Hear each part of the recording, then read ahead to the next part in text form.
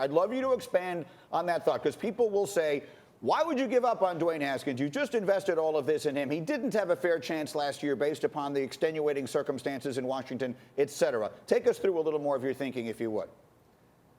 That's all true, Greeny, and it's all about quarterbacks. And in this division, particularly, you think about Dak Prescott, Carson Wentz, Daniel Jones. You have the fourth best quarterback in the division. You can forget about the playoffs or anything beyond that. So it's all about quarterback. We saw it with Walsh and Aikman. What happened there? Walsh didn't get it done, traded, okay? Think about Rosen. He was there, high pick. Kyler Murray stepped in, traded Rosen. It's happened before. You need to hit on the quarterback. If Haskins is the guy, you can trade Tua. If it's Tua, then you have Haskins. No problem. You got to get the quarterback. You're going to have Chase Young and 3 other Chase Youngs. It's not going to be the difference. You say it in the 49ers. Did they win the Super Bowl? No. Mahomes did, the better quarterback. So for me, being all about quarterback, that's why at 2, even though there's that durability concern, Greeny, people say, how can you take him? Well, how about all those teams that want to move up to 2 and get Tua? And that's the other option the Redskins have if they feel good moving forward about Haskins. What I would like to ask you here before I give this to my table is, in your evaluation, and I understand that the evaluation of Tua is not done yet. Mel takes this stuff right up to the end. Yes. But if you were to try and anticipate where you will be, when we get to draft day, how will you have Tua evaluated as a prospect relative to what Haskins was a year ago?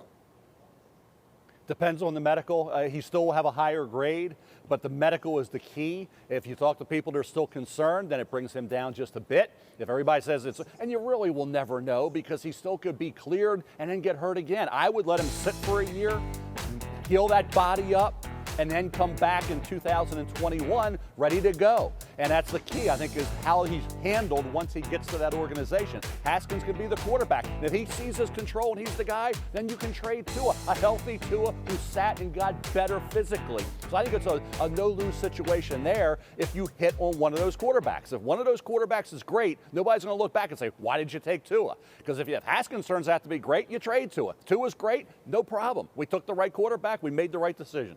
All right, Mel, stay with me here a minute. I'm going to come back to you. Let's bring this one to the table. Yeah, it's interesting because I think when you look at passing on Chase Young, that's something that's almost incomprehensible here, E, when you think about how good he is and really could be the best player in this draft. So what's your reaction to taking Tua at 2, as Mel suggests? Well, it's incomprehensible, and rightfully so. The addition of Tua is a subtraction of Chase Young and Dwayne Haskins. To me, it doesn't make any sense. What has been the biggest flaw people have said for Dwayne Haskins? His mental processing, his system processor. That was the same flaw that people said Cam Newton had. He just happened to win NFL MVP one year. So I trust what Rivera can do with Haskins. Plus, this is what it is.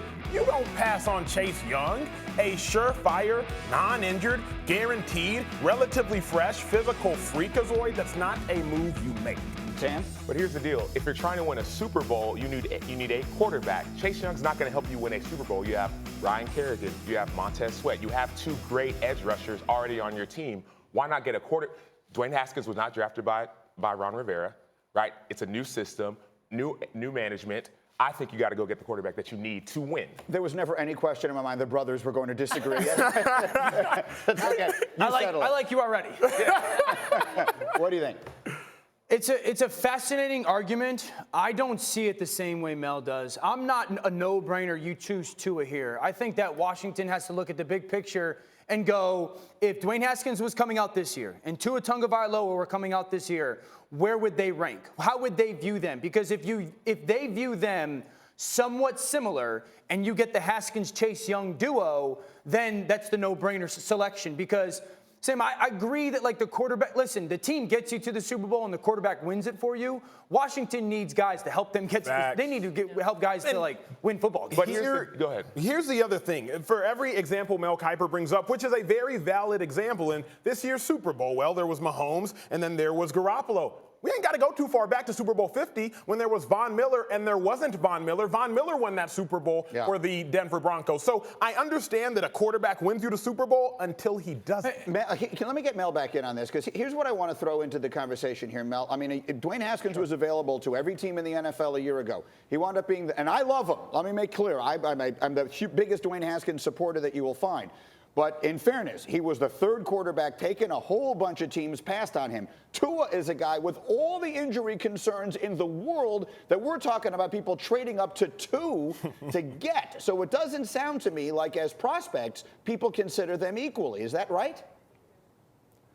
Yeah, no question. And then think about Cam Newton. I think Haskins isn't Cam Newton. So I think that's something completely different entity Cam Newton is to Dwayne Haskins. I think when you look at what the guys were talking about in terms of that value of that pick for Chase Young and Tua, okay? It's Tua now. Chase Young didn't finish strong. You can make all of the excuses. The last 3 games, he didn't have a sack. He was not a game wrecker. Had he been, I contend that he could have been in the discussion for the Bengals. Well, how can you pass on this guy who had a couple sacks in each of the last 3 games or was out there dominating? But he didn't. That made Cincinnati's decision easier. At 2 now, all of a sudden now, Chase Young would have been automatic for the Redskins if they feel good enough about Haskins.